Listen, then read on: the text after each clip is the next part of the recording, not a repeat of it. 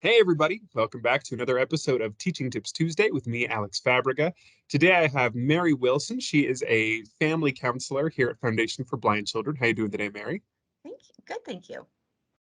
And you have had, I would say, the very unique opportunity experience of being the first point of contact for a family that has recently discovered they're going to have a child with a visual impairment.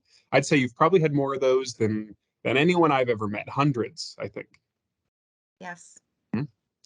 And I was hoping that you could come on and tell us a little bit about kind of the general experiences that you see families going through, the emotions they're going through, and maybe give us some guidance. So if any family in that position watches this video, they may have a little bit more understanding than when they came into it. Yeah, absolutely. So, I think what's really hard for families is either reaching out for support or receiving that first call. So, when we get a referral, it's usually from an ophthalmologist or a doctor or even a family themselves. And so reaching out or receiving that first call can be very difficult. Families describe it's probably one of the worst calls that they've ever received.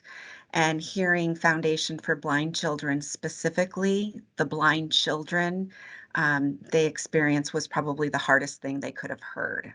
Okay. But I also try to reassure them that that's probably one of the most difficult steps they have to take and to be open to it. And so once we have that initial greeting, then I just meet the family where they're at. For the family to just be as honest with themselves and open as possible because wherever they're at, that's where they're meant to be.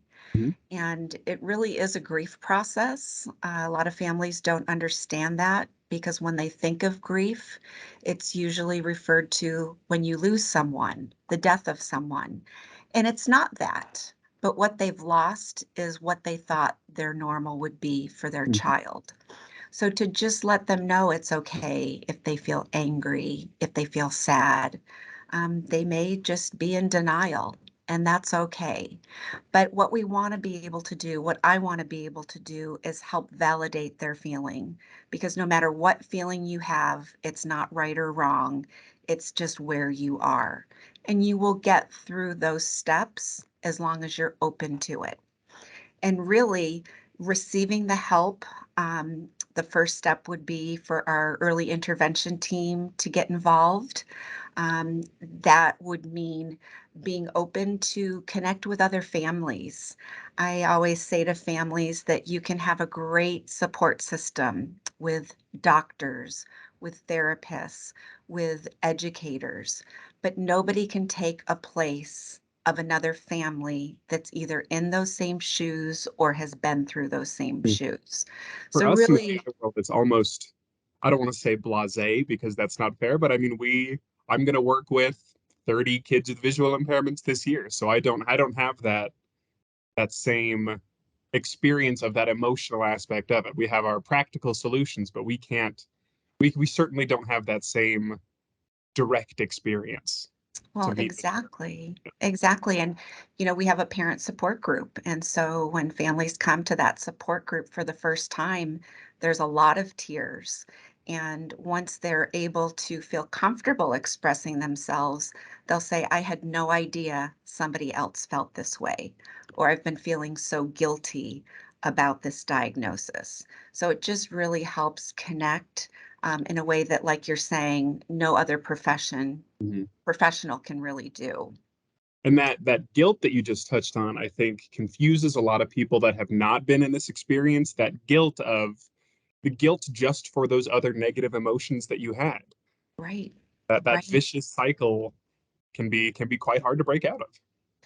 Exactly. And one of the things that we talk about that's also very normal and important for people to know is a lot of times when they're on Facebook and they're seeing other families celebrate what would be a typical milestone for a child, and they're not the ones experiencing that, how that makes them feel and how excited they want to be for that friend or that family member, but then feeling bad about that guilt because it's Mhm. difficult.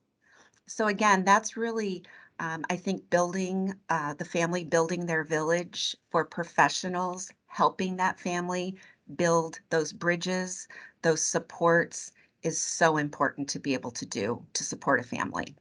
Okay. Do you have any recommendations for that new family where to start looking to build those connections? So it's interesting. I was talking to one of my coworkers the other day, and she was reminding me of when I called her for the Mm. first time and explaining when she heard blind children, it was like somebody knocked the breath out of her. And she was very, didn't know what to do. And she remembers me saying to her, just love your child. And that was the best advice, and nobody had said that.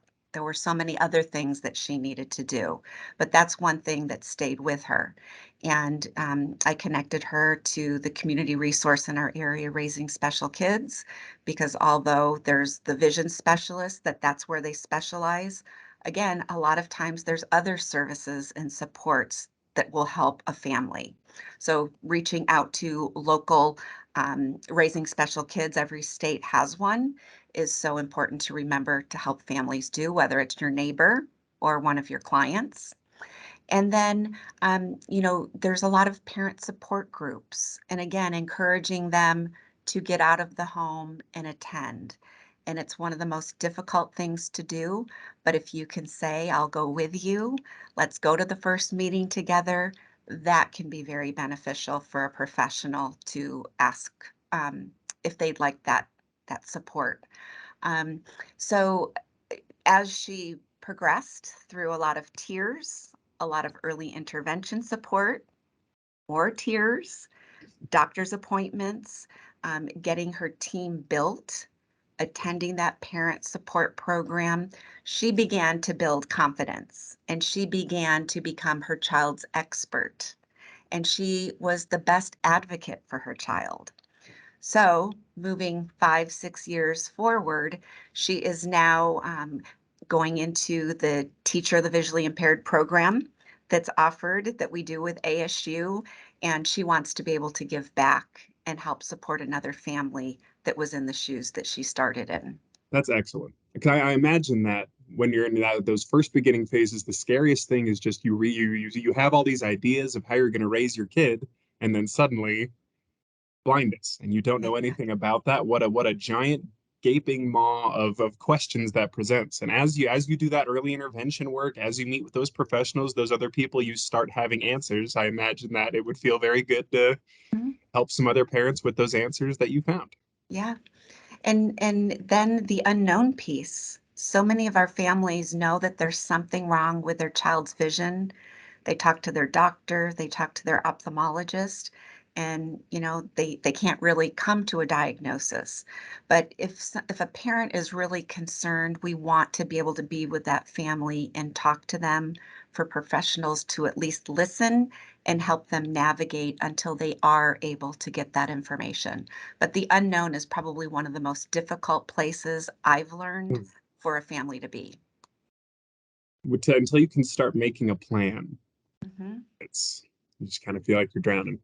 All right, Mary. Well, thank you so much for giving this perspective. I have one more question for you, and that is, what is your favorite part of your job? So that's a hard one, but one of my favorite parts of my job is that every day is different.